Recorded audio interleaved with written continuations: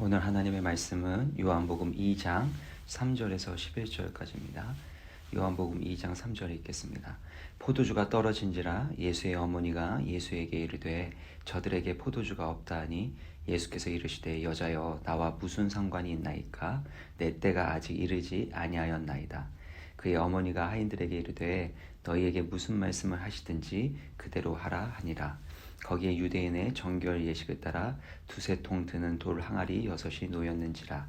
예수께서 그들에게 이르시되 항아리에 물을 채우라 하신즉 아귀까지 채우니 이제 떠서 연회장에게 갖다 주라 하심에 갖다 주었더니 연회장은 물로 된 포도주를 맛보고도 어디서 났는지 알지 못하되 물떠온 하인들은 알더라. 연회장이 신랑을 불러 말하되 사람마다 먼저 좋은 포도주를 내고 취한 후에 낮은 것을 내거늘 그대는 지금까지 좋은 포도주를 두었도다 하니라. 예수께서 이 첫 표적을 갈릴리 가나에서 행하여 그의 영광을 나타내심에 제자들이 그를 믿으니라. 아멘. 인생을 살면서 부족함이라는 단어는 실패와 고통의 단어로 느껴집니다. 12월 23일 수능 점수가 발표됩니다. 내가 원하는 학교와 학과에 합격하고 싶지만 점수가 부족하다면, 점수가 모자란다면 불합격을 경험하게 될 것입니다. 무슨 일을 할 때 남들보다 부족하고 모자란다면 그것은 참 가슴 아픈 일로 여겨질 것입니다. 탈무드 하브라타 러닝이라는 책을 쓴 헤츠키 아리엘리라는 사람이 이런 얘기를 했습니다. 창조의 3가지 주요 엔진 중에 하나는 바로 부족함이라고 합니다. 유대인이 수천 년 동안 거주지 없이 떠돌아다니면서 학대와 약탈과 수많은 고난을 당했습니다. 이 과정에서 유대인들이 어떤 일이 있더라도 빼앗기지 않을 자원 하나를 구축하게 되었는데 그것이 바로 지식과 배움이라는 겁니다. 환경적인 부족함으로 인해서 그들은 더 배우고자 하는 의욕을 불러일으키게 되었고, 배움을 통해서 그들은 많은 도전과 한계를 극복할 수 있는 힘을 얻게 되었다는 것입니다. 이 탈무드에 있는 말 중에 가난한 가정의 아이들의 말에 귀를 기울여라 라는 말이 있습니다. 지혜가 그들에게 나올 것이기 때문이다 라는 것이죠. 가난 가운데서 자신의 환경과 어려움들을 극복할 수 있는 지혜를 바로 이 가난한 가정에 있는 아이들이 얻었을 것이라고 이 탈무드에서는 말하고 있는 것입니다. 그래서 이 헤츠키 아리엘리는 이런 얘기합니다. 부족함이 어떤 이에게는 실패의 핑계가 되고 어떤 사람에게는 성공의 원인이 되기도 한다. 오늘 성경 본문의 배경은 예수님께서 갈릴리 가나라는 마을에서 이 결혼식에 참석하신 장면으로 시작합니다. 예수님의 어머니, 제자들까지 모두 결혼식에 초대를 받았습니다. 이 결혼식은 예수님의 친척의 결혼식일 가능성이 높습니다. 이때 문제가 발생합니다. 결혼식에서 포도주가 떨어졌습니다. 당시 유대인들의 혼인잔치는 길게는 1주에서 2주까지도 지속이 되었습니다. 혼인잔치에서 가장 중요한 요소 중에 하나가 포도주였습니다. 포도주는 기쁨과 축복과 행복을 상징하는 음료였고요. 그것이 떨어졌다라는 것은 혼인잔치가 망쳐지는 큰 문제가 발생했다는 것입니다. 그리고 이 혼인잔치에 음식과 포도주와 이 모든 것을 관할하는 신랑 측에는 엄청난 수치스러운 일로 여겨졌습니다. 우리 인생에서도 이 기쁨의 포도주, 행복과 축복의 포도주가 떨어질 때가 많습니다. 나의 계획이 실패하고 좌절하는 것입니다. 관계적으로 실패하고 큰 상처를 입게 되고 또 건강의 문제, 사업의 문제 등에서 부족함과 결핍을 경험하게 되는 것은 우리에게 참 고통스럽고 수치스러운 일로 느껴집니다. 근데 이때 성경 우리 가운데 말씀합니다. 첫 번째, 주님을 의지할 때 부족함의 자리는 예수님의 영광을 나타내는 자리가 된다는 것입니다. 기쁨의 포도주, 행복의 포도주, 형통의 포도주가 떨어졌을 때 부족함과 결핍의 자리에서 오히려 하나님이 일하시는 은혜와 영광을 체험하게 된다는 것입니다. 9절을 보시면 연회장은 물로 된 포도주를 맛보고도 예수님은 이 물을 포도주로 바꾸시는 놀라운 기적을, 변화를 일으키셨습니다. 나의 좌절, 고통의 자리에서 예수님은 하나님의 구원과 영광을 나타내신다라는 것입니다. 저도 살아가면서 저희 인생 가운데 실패를 경험할 때, 또 내 힘과 내 능력으로 할 수 없다, 더 이상 더 잘할 자신이 없다, 그리고 못하겠다라는 생각이 들 때마다 새로운 하나님의 은혜가 임하는 것을 경험하게 됐습니다. 더 이상 설교를 할 자신도 없고 소망도 느껴지지 않는 때가 있었습니다. 그때 새로운 하나님이 말씀의 은혜를 주시고 통찰력을 주시고 또 특별한 만남을 통해서 위로를 해주시고 또 새롭게 배우고 성장하는 기회를 얻게 됐습니다. 신앙생활도 마찬가지입니다. 여러분의 인생 가운데 여러분의 한계와 부족함을 느낄 때 하늘로부터 부어지는 은혜와 능력을 얻게 되는 것이고, 그것을 경험하게 되는 것이 신앙생활입니다. 관념적으로 그냥 마음의 평안함, 또 내 마음의 안정감을 주는 차원을 넘어서서 실제로 하나님의 일하시는 은혜와 능력의 손길을 체험할 수 있게 되는 것입니다. 그래서 중요한 것은 우리의 부족함을 예수님께 상의 드리는 것입니다. 이 3절에 보시면요, 포도주가 떨어진지라 라고 합니다. 그 다음에 예수님의 어머니가 예수에게 이르되 저들에게 포도주가 없다 하니, 인생의 여러 가지 문제와 어려움이 있을 때 바로 포도주가 떨어졌다, 우리의 부족함과 연약함을 있는 그대로 고백하는 것이 참 중요합니다. 이때 하나님의 도우심과 은혜가 임하게 되는 것입니다.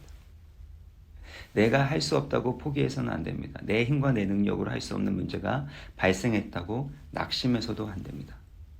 나의 부족함의 환경과 여건 속에서 예수님과 상의해야 됩니다. 예수님께 도움을 구해야 합니다. 예수님을 의지해야 합니다. 그러면 우리의 연약함과 실패의 자리에서 바로 하나님이 일하십니다. 아니, 예수님은 우리의 부족함과 실패의 자리를 하나님께서 일하시는 무대로 바꾸시고 하나님의 영광을 나타내십니다. 여러분의 부족함을 느끼고 계십니까? 누구에게 상의하고 있습니까? 누구의 도움을 받으려고 애쓰고 계십니까? 예수님께로 나아가서 예수님께 그 부족함과 연약함을 모두 다 쏟아 놓으십시오. 예수님만 의지하십시오. 제가 참 좋아하는 장로님인데요, 9월에 갑작스럽게 소천하셨습니다. 정말 하나님을 신실하게 섬기고 하나님 나라와 영광을 위하여 귀하게 쓰임받는 분입니다. 세계무역센터협회 최연소 부의장으로 선출도 되셨고 또 수석 부총재와 총재의 이름을 올린 분입니다. 항상 믿음으로 기도로 사셨던 분입니다. 그래서 기도로 세상을 바꿀 수 있다는 그 믿음을 간증하시고 많은 사람들에게, 또 저에게도 많은 도전과 또 은혜를 끼치셨는데요. 근데 이분이 항상 했던 건 자신의 연약함과 부족함을 느끼는 겁니다. 근데 자신의 연약함과 부족함을 인정하는 걸로 끝나지 않고 거기에서부터 시작하는 거예요. 나는 돈도 없고 서포트해줄 부모의 그런 힘도 없고 내가 할 수 있는 건 아무것도 없다. 그러니까 하나님 아버지만 의지하는 기도가 점점 깊어지고 믿음이 성장하게 된 겁니다. 돈 한 푼 없이 유럽으로 유학을 갔고 또 유럽에서 공부하다가 미국으로 가야 되겠다는 그 마음의 감동이 있어서, 근데 미국 비자를 받는 과정도 받을 수 없는 상황이었습니다. 부족함의 끝자락에 있었습니다. 그런데 그 영사관에 내가 미국을 가야 되는 10가지 이유를 기록하여 내고, 또 돈도 하나도 없는데 그 돈은 이 영사 당신이 주면 되지 않겠냐. 그래서 그 말도 안 되는 그 말을 통해서 또 결국에는 비자도 받을 뿐만 아니라 항공료도 그 영사에게 받게 되고, 그래서 가난한 유학생이 비행기표까지 얻게 돼서 그렇게 미국으로 유학을 가게 되고, 또 거기에서도 기적적인 일들을 통해서 결국에는 옥스퍼드 종신 교수가 되는데, 그 과정도 자신이 한 것은 아무것도 없습니다. 하나님께서 주님의 영광을 위하여 이 놀라운 일을 이루셨습니다. 나같이 부족한 사람이 하나님께 쓰임받을 수 있는 것은 나를 통해서 하나님의 영광을 드러내기 위한 것입니다.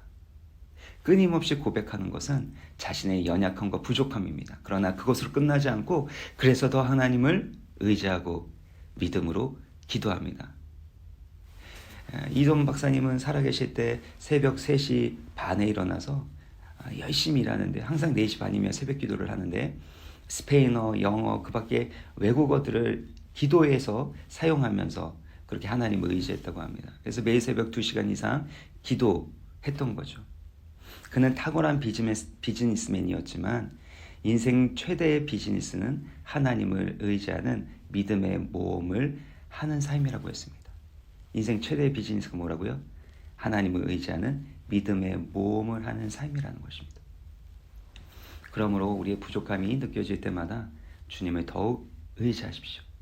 우리의 부족함을 통해서 하나님의 크심과 영광이 드러나게 될 줄 믿습니다.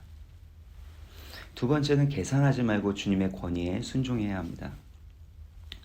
주님은 부족함의 자리, 실패의 자리를 바로 예수님이 일하시는 무대로 바꾸었습니다. 근데 그 과정에서 중요한 것이 7절인데요. 예수님께서 말씀하십니다.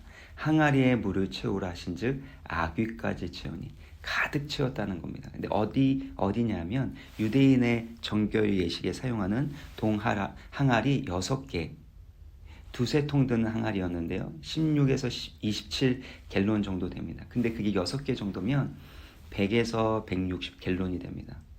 리터로 환산하면 500에서 750 리터가 되는 그 6개의 그 돌 항아리에 물을 가득 채웠다라는 겁니다. 그리고 이제는 떠서 연회장에게 갖다 주라는 겁니다. 이게 말이 되는 일입니까? 어떻게 물을 거기에 담았고 그리고 난 다음에 그 물을 포도주인 것처럼 갖다 주라는 것은 어떻게 보면 인간적으로 생각하면 말이 되지 않는 일입니다. 근데 인간에겐 말이 되지 않지만 하나님의 말씀이라면 실현되고 성취됩니다. 하인들은 예수님의 권위를 인정하고 순종했습니다. 순종했더니, 그 권위를 인정하고 믿고 순종했더니 물이 극상품의 포도주가 되었다라는 겁니다. 중요한 것은 예수님의 권위, 그 말씀을 받아들이고 믿는 것입니다. 그리고 순종하는 것이죠. 이것은 예수님의 어머니였던 마리아의 지시이기도 했습니다. 5절에 보시면 그의 어머니가 하인들에게 이르되 너희에게 무슨 말씀을 하시든지 그대로 하라 하니라. 예수님께서 말씀하시는 것 그대로 순종하면, 믿고 순종하면, 그러면 하나님이 일하시고 그 말씀대로 성취하신다는 것입니다. 우리의 생각과 판단으로는 안 될 것 같습니다. 아무리 계산해도 답이 나오지 않습니다. 그때 나의 행동과 판단을 잠시 멈추십시오. 나의 행동과 판단과 계산을 멈추십시오. 하나님의 말씀에 귀를 기울여야 합니다. 많은 사람들이 어떻게 이런 일이 일어나는가, 말이 안 된다, 아무리 생각해도 답이 나오지 않고 계산이 되지 않는다라고 합니다. 그것은요, 더 이상 계산하지 말고, 더 이상 인간적인 판단을 하지 말고 하나님의 말씀에 귀 기울이고 그 말씀에 경청하라는 겁니다. 너의 생각대로, 너의 판단대로 살지 말고 하나님의 말씀대로 살아가라, 믿음으로 살아가라 라고 말씀하는 것입니다. 그러면 내가 이해할 수 없는, 내가 계산할 수 없었던 그 하나님의 일들이 이루어지게 되는 것입니다. 저는 로마서 11장 33절을 참 좋아하는데요.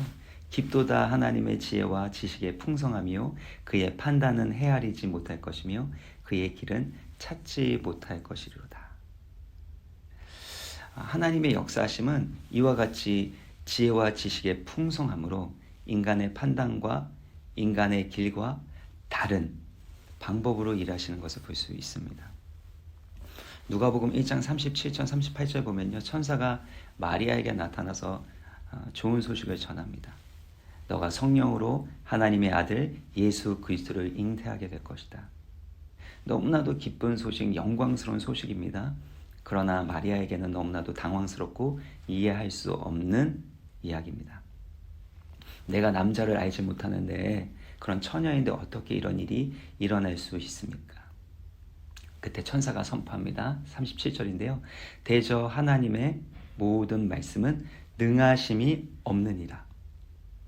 하나님의 말씀에는 능치 못함이 없고 반드시 성취된다는 것. 이것을 마리아는요, 그냥 받아들입니다. 받아들입니다. 그래서 38절 보면, 누가복음 1장 38절 보면요, 마리아가 이르되 주의 여종이오니 말씀대로 내게 이루어지이다 하매. 주의 여종이라는 거예요. 이 말은요, 결정권이 누구에게 있다는 겁니까? 바로 하나님께 있다라는 겁니다.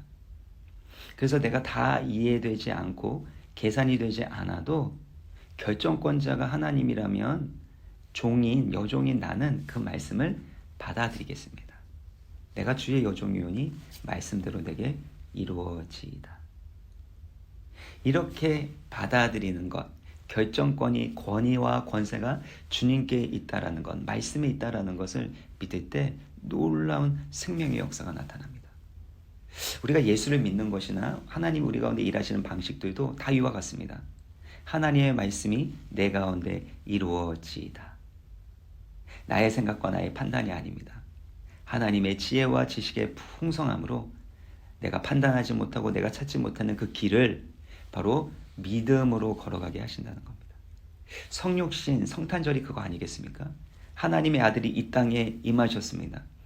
우리를 구원하신다고 합니다. 그런데 승리의 개선장군으로 힘과 권력으로 우리를 구원하는 것이 아닙니다. 그의 고난과 죽음을 통해서 우리의 죄를 정결하게 하시고 우리를 구원하시는 거예요. 이게 하나님의 지혜고 역설적인 구원의 방식입니다. 연약함을 통해서 하나님의 강함을 나타내시고 오히려 우리가 연약할 때 그리스도의 능력이 온전하게 된다는 것입니다. 이러한 하나님의 복음의 말씀을 진리를 믿고 이 말씀대로 순종하게 될 때 반드시 하나님의 구원의 역사가 일어나고 하나님의 영광이 나타나게 된다는 겁니다. 11절을 보세요. 예수께서 이 첫 표적을 갈릴리 가나에서 행하여 그의 영광을 나타내시며 바로 믿음으로 받아들이고 순종했더니 말씀대로 살았더니 예수 그리스도의 영광이 나타나게 되었다. 그리고 그를 믿게 되었다라는 것입니다. 믿음으로 순종하면요 더 큰 믿음을 얻게 된다는 것입니다. 우리 인생을 살다 보면 이해할 수 없는 이들이 참 많습니다. 쉐랭 키르케고르가 말한 것처럼 인생은 오직 뒤를 돌아봐야만 이해할 수 있다. 인생은 오직 뒤를 돌아봐야만 이해할 수 있다. 그러나 인생은 반드시 앞을 향하여 살아가야 하는 것이다. 하나님의 말씀도 마찬가지입니다. 바로 하나님의 말씀을 받아들이고 믿음으로 살아가는 삶은 다 이해돼서 살아가는 삶이 아닙니다. 나의 판단과 계산과 다를 수 있습니다. 그러나 말씀만을 붙들게 될 때, 그 믿음으로 순종하게 될 때 반드시 하나님의 영광을 보게 될 것이고, 그리고 그 믿음의 길을 걸어간 그 족적을 뒤를 돌아보게 됐을 때 이해할 수 있을 뿐만 아니라 바로 주님을 더 깊이 신뢰하는 믿음의 사람이 되어 있음을 고백하게 될 줄 믿습니다. 같이 기도하겠습니다. 살아계신 하나님 아버지, 우리의 부족함의 자리, 연약함의 자리에서 낙심하거나 낭망하지 않게 하여 주시고 바로 그 자리를 예수님 일하시는 무대로 바꾸시고 하나님의 영광으로 나타내시는 그 하나님의 선하심과 은혜를 더 깊이 체험할 수 있도록 은혜 위에 은혜를 더하여 주옵소서. 주님, 우리 인생 가운데 때로는 내 판단과 계산으로 나오지 않는 이들 가운데 멈추게 하여 주시고 나의 생각과 나의 판단과 나의 계산을 멈추고 하나님의 말씀에 경청하게 하여 주시고 그 말씀을 믿고 받아들이고 순종하게 될 때 놀라운 하나님의 구원의 역사가 일어나게 하여 주옵소서. 아버지, 우리의 실력으로 우리의 환경에 우리의 만남에 아버지 그 실력으로 살아가지 아니하고 나의 연약함과 부족함 때문에 주님을 더 의지하게 하여 주시고 인생 최대의 비즈니스가 바로 하나님을 의지하는 믿음으로 살아가는 것인 것을 깨닫고 그렇게 하나님을 의지하는 믿음의 모험을 기쁨으로 감사함으로 걸어나갈 수 있도록 기도의 능력으로 하늘의 능력으로 충만케 하여 주옵소서. 하나님의 말씀은 하나님의 계획은 반드시 이루어질 줄 믿사오며 거룩하신 예수 그리스도의 이름으로 간절히 축복하며 감사하며 기도합나이다. 아멘.